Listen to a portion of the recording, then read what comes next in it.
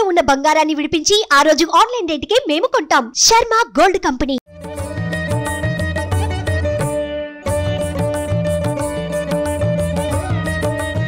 శివరాత్రి పర్వదినాన సుమన్ టీవీ ప్రేక్షకులకు అరుణాచల దివ్య దర్శన భాగ్యం కలిగిస్తోంది. అరుణాచలంలో గొప్పగా చెప్పుకోవాల్సింది ఆలయ గోపురాల గురించి.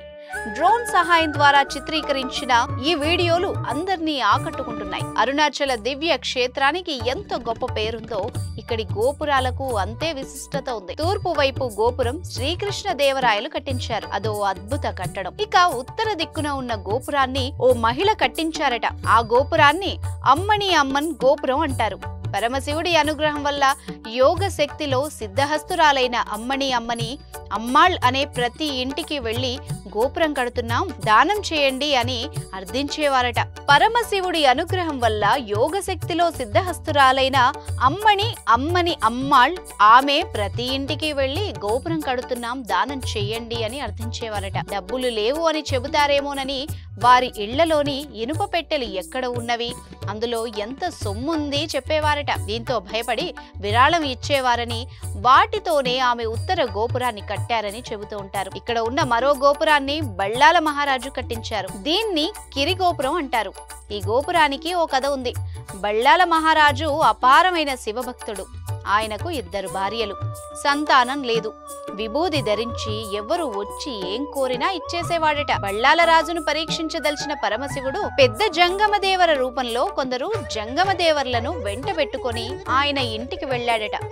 అతిథి సత్కారాలు అయిన తర్వాత అందరూ దేవదాసీలను కోరగా మహారాజు పంపాడట. అయితే పెద్ద జంగమదేవరకు పంపడానికి దాసి లేకపోయిందట. దీంతో మహారాజు రెండో భార్య చెల్లమ్మ వచ్చి శివభక్తిలో ఎలాంటి లోపం రాకూడదు అని తానే వెళ్తానని అందిట. దీంతో ఆమె పెద్ద జంగమదేవర గదికి వెళ్లి నిద్రపోతున్న ఆయన్ను లేపేందుకు తాకగా పసి బాలుడిగా మారిపోయాడట. ఆ బాలుణ్ణి ఎత్తుకుని మహారాజు వద్దకు తీసుకురాగా రాజు చేతుల్లోకి తీసుకోగానే ఆ బిడ్డ అంతర్ధానమైపోయి కేవలం ఇలా మాటలు మాత్రమే వినిపించాయట. నీకు బిడ్డలు లేరని బాధపడొద్దు, నేనే నీ కుమారుణ్ణి, నీవు చనిపోయిన తర్వాత నీకు అగ్ని సంస్కారం నేనే చేస్తాను అని శివుడు వరమిచ్చాడట. బళ్ళాల మహారాజు తనువు చాలించిన తర్వాత పరమశివుడే స్వయంగా ఆయనకు దహన సంస్కారాలు చేశాడంటారు. బళ్ళాల మహారాజు చనిపోయిన రోజున ఇప్పటికీ అరుణాచల క్షేత్రంలో శివలింగం వద్దకు వచ్చి మరణ వార్తను తెలియజేస్తూ పత్రిక చదువుతారు. అనంతరం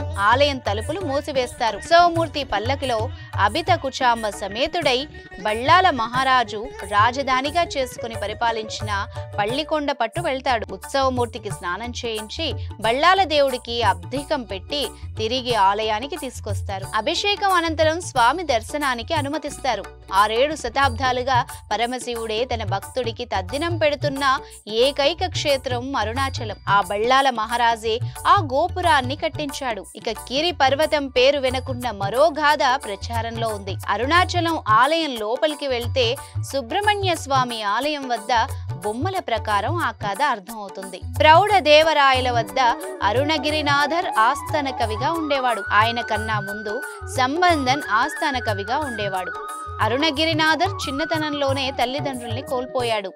ఆయన సోదరి పెంచి పోషించగా వ్యసనపరుడై స్త్రీలోలుడిగా మారి స్వేచ్ఛగా తిరుగుతూ ఉండేవాడు. ఒకరోజు ఆమె చాలా బాధపడి నింద చేయడంతో వైరాగ్యం కలిగి ఆత్మహత్య చేసుకోవాలనుకున్నాడు. దీంతో బళ్ళాల మహారాజు కట్టించిన గోపురం ఎక్కి అక్కడి నుంచి దూకగా కింద పడుతుంటే సాక్షాత్తు సుబ్రహ్మణ్య స్వామి వారు అరుణగిరినాథర్ను పట్టుకుని రక్షించారట. సుబ్రహ్మణ్య స్వామి స్పర్శ కారణంగా జ్ఞానం పొంది కవిగా మారడంతో ప్రౌఢదేవరాయల ఆస్థాన కవి అయ్యాడని పురాణ గాథ. దీంతో సుబ్రహ్మణ్య స్వామిని నిత్యం వివిధ రకాల పూలతో అలంకరించేవాడట, అర్చించేవాడట. అయితే తెచ్చిన పూలు చాలక పరకాయ ప్రవేశం ద్వారా చిలుక రూపంలో వనాలకు వెళ్లి పారిజాత పూలు తెచ్చి పూజించేవాడట. అరుణగిరినాథర్ ఆస్థాన కవి కావడాన్ని సహించలేని సంబంధం దీన్ని గురించి అరుణగిరినాథర్ పరకాయ ప్రవేశం చేయగానే ఆయన శరీరాన్ని కాల్చివేశాడట. దీంతో అరుణగిరినాథర్ చిలుక రూపంలోనే ఆ గోపురంపై ఉండి సుబ్రహ్మణ్య స్వామిని సేవిస్తున్నాడని,